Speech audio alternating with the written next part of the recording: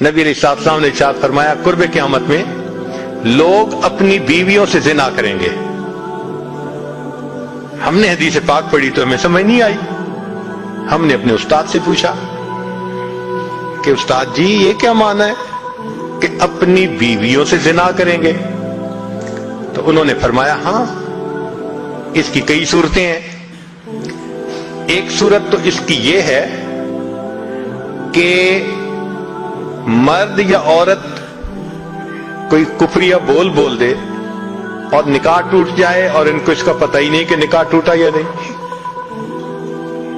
اور واقعی آج تو کفریہ کلمات کا علم ہی نہیں لوگوں کے پاس. بہت سینسیٹیو مسئلہ ہے یہ. مالا بدہ من میں فارسی کی کتاب ہے, ہم مفتی صاحب سے پڑھ رہے تھے تو جب انہوں نے کلمات کفر پڑھائے تو ہماری آنکھیں کھل گئیں. اس میں حضرت مفتی کفایت اللہ رحمۃ اللہ علیہ نے لکھا ہے, نہ مفتی قاضی ثناء اللہ پانی پتی رحمۃ اللہ علیہ نے لکھا ہے کہ اگر دو بندے گفتگو کر رہے تھے, ایک نے کہا کہ یہ تو شریعت کی بات ہے اور اگلے نے جواب دیا رکھ پرے شریعت کو فقد کفر, وہ آدمی کافر ہو گیا. شریعت کے بارے میں ایسی بات کہہ دینا کہ رکھ پرے شریعت کو, ایمان کہاں بچتا ہے؟ سوچئے.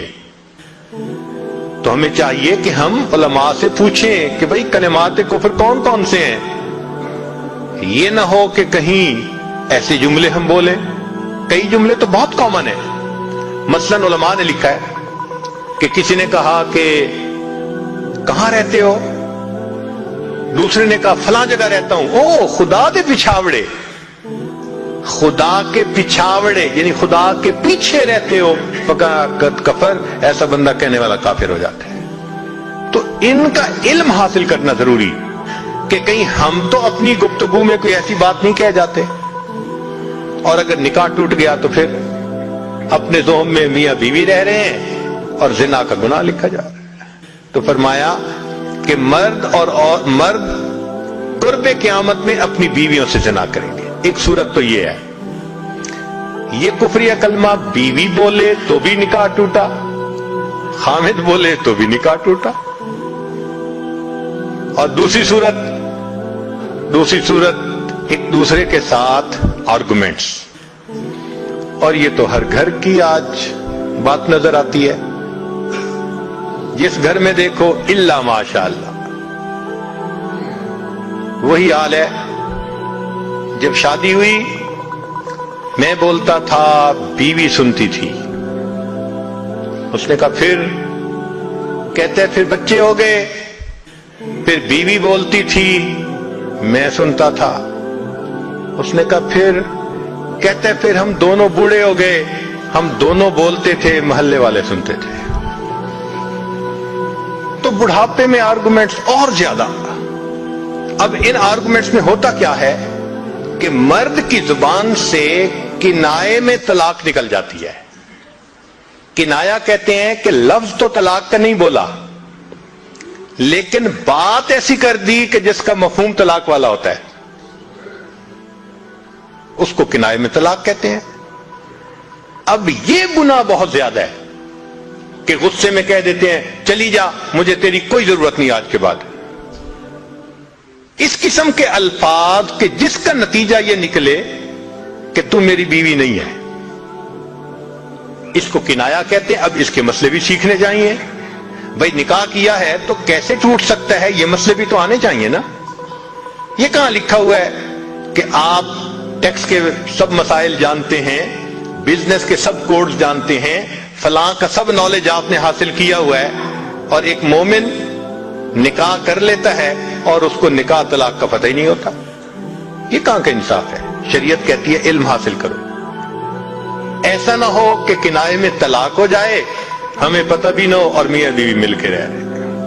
اور آج تو یہ معاملہ ہے کہ زبان سے طلاق کہہ دیتے ہیں, ہو بھی جاتی ہے, پتہ بھی ہے دونوں کو, مگر بدنامی ہو جائے گی, پھر ایک دوسرے کے ساتھ رہ رہے ہوتے ہیں.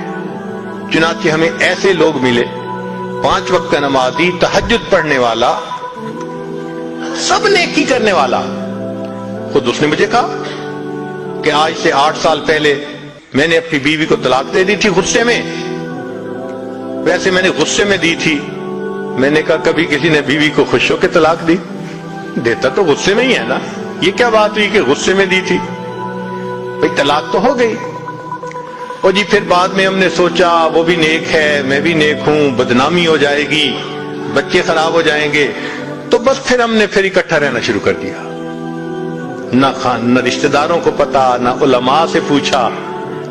پھر میاں بیوی اکٹھا رہ رہے ہیں, ایک گھر ایک کمرے میں. اب بتائیں زنا ہو رہا ہے کہ نہیں ہو رہا؟ قربان جائیں اس سچے نبی صلی اللہ علیہ وسلم کی مبارک زبان پر 1400 سال پہلے وارن کر دیا تھا کہ قرب قیامت میں لوگ اپنی بیویوں سے زنا کریں گے. آج اس بات کی ضرورت ہے ہم دین کو پڑھیں, دین کو سمجھیں, دین کو سیکھیں تاکہ اپنی زندگی شریعت کے مطابق گزار سکیں. اور یہ ایسا گناہ ہے زنا, اللہ اکبر, کہ قرآن مجید میں اس کے لیے فرمایا خالدین وَيَخْلُدُ فِيهِ مُحَانَ, خالدین فیہا کا لفظ آیا.